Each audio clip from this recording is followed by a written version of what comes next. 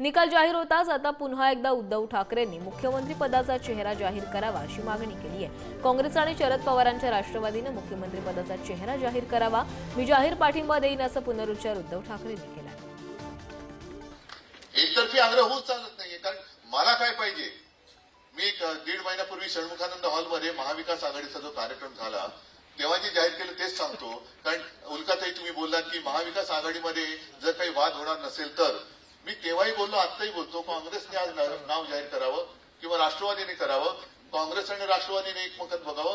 मी त्यांच्यापैकी कोणी नाव जाहीर केलं तरी माझा आत्ता पाठिंबा तुमच्या सगळ्यांची साक्षीने देतो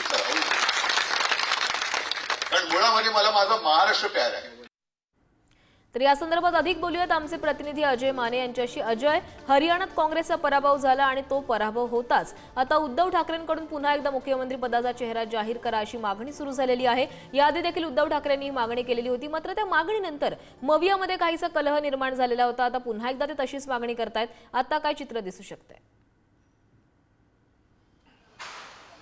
खरं तर हरियाणाचा पराभव जो आहे तो पचवण्याचा प्रयत्नात असतानाच काँग्रेस त्याच्यानंतर आता महाविकास आघाडीमध्ये असलेल्या ठाकरेंच्या शिवसेनेचे प्रमुख उद्धव ठाकरे यांनी हे वक्तव्य केल्यानंतर पुन्हा एकदा महाविकास आघाडीमध्ये कलह जो याआधी जसा पाहायला मिळाला होता तसा होऊ शकतो। कारण की पुन्हा एकदा उद्धव ठाकरे यांनी मुख्यमंत्री पदाचा चेहरा हा काँग्रेस किंवा राष्ट्रवादी काँग्रेस यांनी जाहीर करावा असं वक्तव्य जे ते केलेलं आहे। याआधी सुद्धा त्याच सभागृहातून हे वक्तव्य झालं होतं आणि त्याच्यानंतर आपण जर पाहिलं तर महाविकास आघाडीवरच एकमेकांवर टीकास्त्र जे ते सुरू झालेलं पाहायला मिळालं होतं। काही नेत्यांचं म्हणणं आहे की संपूर्ण निवडणुका झाल्यानंतरच आपण जो आहे तो मुख्यमंत्री पदाचा चेहरा जो आहे मेरिटच्या बेसिसवर जाहीर करूया। पण आता उद्धव ठाकरे यांनी म्हटलंय, एकीकडे त्यांनी दुजोरा दिलाय की त्यांना महाराष्ट्र जो आहे तो महत्त्वाचा वाटतो, त्या अनुषंगाने जो आहे तो हा चेहरा जो आहे तो जाहीर करावा, काँग्रेसने करावा किंवा मग शरद पवारांच्या राष्ट्रवादीने करावा किंवा त्या दोघांनी चर्चा करून कोणाचं तरी नाव पुढे करावा आणि मी माझा त्याला पाठिंबा असेल, पण नाव जे ते जाहीर करायला हवं असं मत मांडलं जाते। पण दुसरीकडे आपण जर पाहिलं तर आता एकीकडे महाविकास आघाडीच्या ज्या बैठका चालू आहेत